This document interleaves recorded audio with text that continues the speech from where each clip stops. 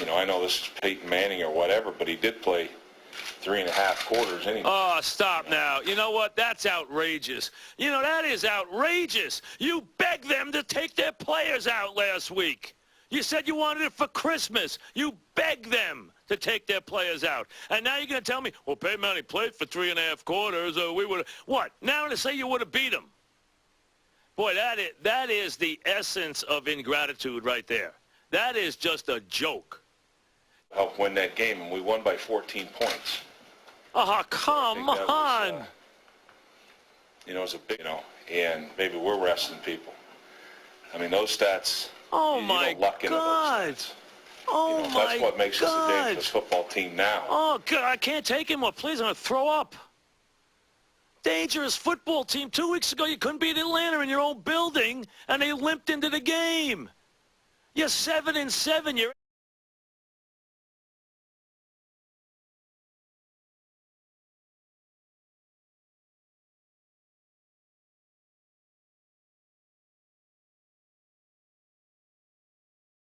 Sports Radio 66 WFAN. From the studios of WFN in New York and simulcast across the country via the YES Network, this is Mike Francesa on the Fan for this Monday, the second day of 2012. That's right, 2012. Happy New Year to everybody. For Giant fans, it's a very happy New Year, and I think if you look around, you'll see you still own the city. And for Jet fans, a very, very ugly, and this is Black Monday in the NFL, and it's a Black Monday in Florham Park. They'll have a press conference at 3. We will cover it live. Both Mr. T and the weepy Rex Ryan will both be there at 3 o'clock. The Jets today acting like the spoiled children they acted like yesterday, today pouting in front of the media. We'll get to all that. A Super Bowl dream, which is what every coach does every day of his life, versus standing there in August and in July, before you had ever even put together your roster this year, and guaranteeing. I sat, the one time I talked to them, I sat with Rex Ryan, who looked me down and said, we're the best team in football. I guarantee we will win the Super Bowl this year. I said, you're saying you guarantee it. Guarantee we will win the Super Bowl this year. They didn't make the playoffs. Not only that, they collapsed. And right now, you could say, after 3 years, they're the same old Jets. They collapsed down the stretch, like old Jet teams used to do. So the 2 years, the first year was the luckiest ride of all time. Last year, they played well. But in 3 years, they don't have a division title. They have never played a home game. And now they've gone completely backward because they chased a lot of good character guys out of their building and brought bad character guys in, which we've discussed for the last year. Santonio Holmes is a talented player, but he's a front runner. He's always been a front runner.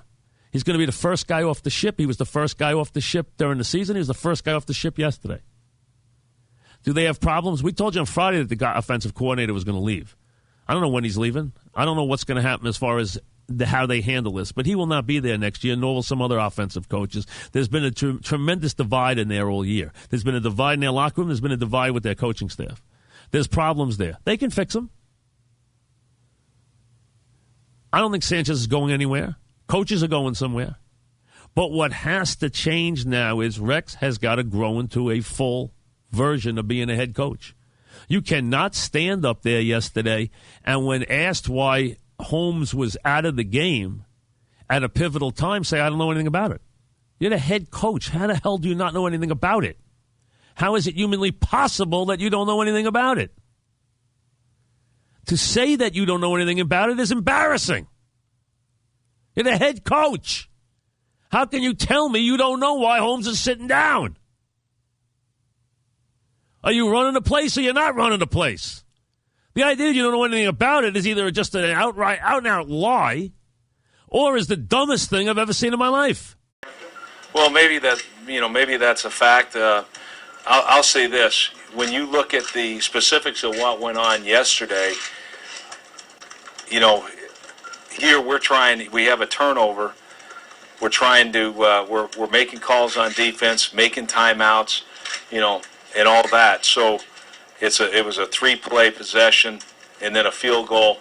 And then as the drive was going on, I'm like, where's Santonio? By then, I'm sure even if somebody had told me or was trying to get my attention on what took place or whatever, I might not have even heard it. You know, my mind was somewhere else. My mind was, we've got to get this thing, a timeout, so give our offense a chance to get on the field and do something. It wasn't until later in the drive that I realized he wasn't out there. And, you know, I thought, to be honest with you, that Santonio pulled himself. And that's why I wanted to gain all the facts. I never commented directly after the game. And I was very honest in what I told you then. After hearing the facts and seeing what happened, what took place, I thought that Brian did the right thing. You can't have that. You know, that kind of situation happen. I certainly understand that you've got to correct it, and I think we did. How do you not know why a guy you're paying $50 million to is out of the game down the stretch? In a game that could have meant a playoff spot for your team. At that moment, you didn't know that Tennessee was going to miss an extra point. Cincinnati lost, Denver lost, the Raiders lost, and Tennessee almost lost. They were about to go to overtime. They easily could have lost. And you're going to sit there and make the statement, I don't know why. I don't know anything about it. I don't know anything about it. I don't know why he was down. I don't know why he was out again. I got to find out, guys. I got to find out. I'll find out. Now, either you're just out of it completely, where you have just a complete disconnect from the entire staff. You cannot be the head coach on a team and not know what is going on to that point with your team on the sideline. It's impossible. You are not in control then. You're admitting you're not in control. If Eric Mangini had done that, they would have gone crazy. And that's what's ended now. See, the idea, okay, of, well, you know, it's Rex and it's Rex's way and don't worry, he wins. Well, you know, that's all gone now. That's all gone now. Okay? That bit. And listen, he came in. The first year they were 7-7. They had the luckiest path I've ever seen to a playoff game and then took advantage to get into the playoffs, and then they took advantage of it. To their credit. Last year, they were a good team when the season ended and played well in the playoffs and then didn't show up in Pittsburgh. You know what? It happens in a championship game. They still got to a championship game. This year, they were 8-5, and they couldn't finish. They were an awful team when the season ended, a divisive, awful team with a bad quarterback. That's where they are right now. Doesn't mean they have to stay there. Doesn't mean Sanchez remains one, but when the season finished, he was a bad quarterback. That's all he was. He was at the season ended, he was a bad quarterback with very little confidence in what he was doing. And the team has less confidence in him. And the coaching staff has even less confidence than that. So there's a lot of things that have to be changed as they go forward now. Rex Ryan's going nowhere. We know that. I don't think Mark Sanchez is going anywhere. We know that. But there are people leaving, both in terms of the team and in terms of the coaching staff. And listen, it's been an ill-constructed staff, and this year it was a poorly conceived team in terms of personnel. This has become a front-running bunch that has no toughness. They talk tough, they act tough, they aren't tough. And now they're not any good. So what happens now is the head coach, while he's going to remain defiant in his words, we know that, cannot remain the same coach. He has to change. He has to get smarter and better.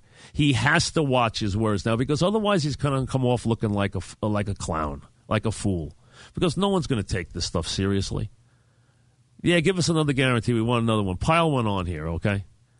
Because in this town, yeah, you get to make some guarantees, and if they work out, that's great. And he built some steam because he guaranteed some playoff wins and got some, and then kept guaranteeing until he couldn't back it up. And then this year made some comments which make him look like a clown. And the bottom line is, now it's got to change. And he has got to pay less time worrying about what his talk is and what his message is and whether, you know, it's leading to them selling tickets or getting them commercials or getting them attention, and worry about running the entire team as head coaches do. put a right staff together, get everybody on the same page, get the players that you do need, and figure out what's going on and not be totally lost on the sideline. The idea of a head coach is to be in control on the sideline and be in total control of your team. And he's not.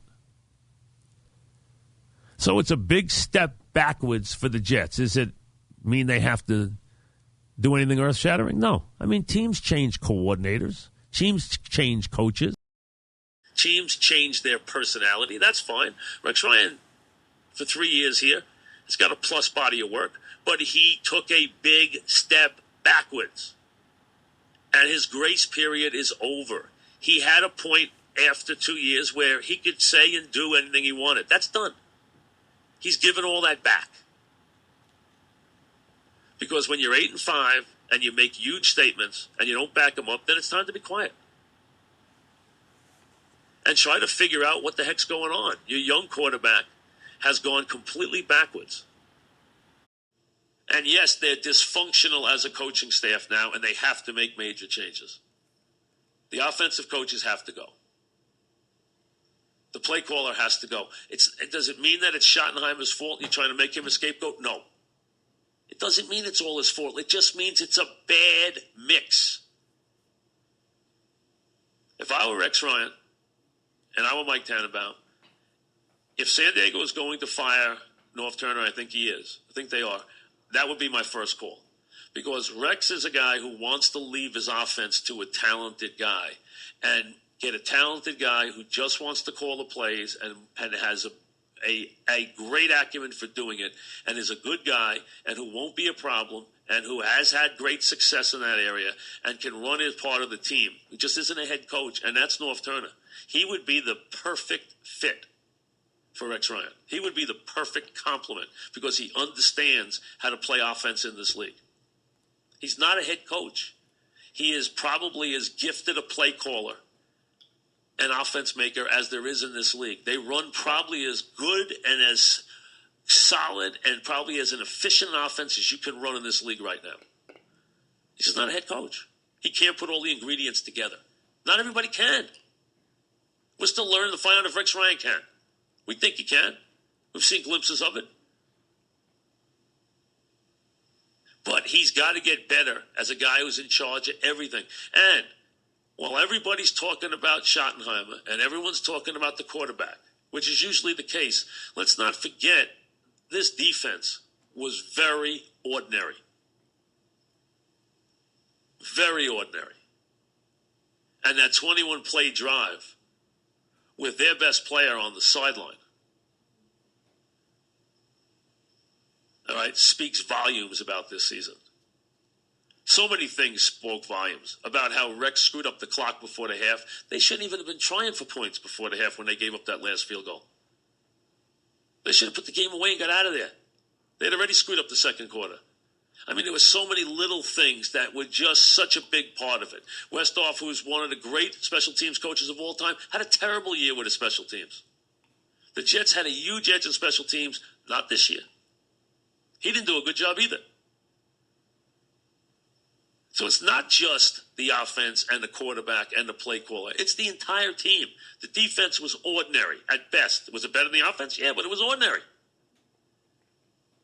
There's a lot that has to be fixed. But the first thing is knock off the tough guy talk and figure out how to coach better and to put things back where they belong. That should be the first step.